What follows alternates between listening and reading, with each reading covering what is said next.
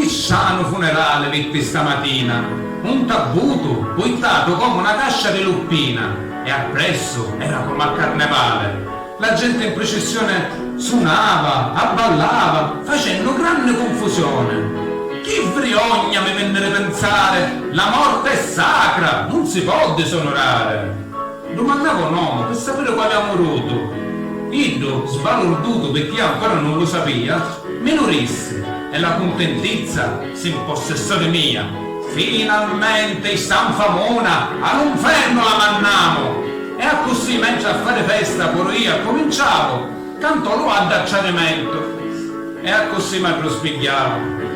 Era un sonno che morria, Idda è ancora viva, e di certo di sto passo campa pure chiossere mia.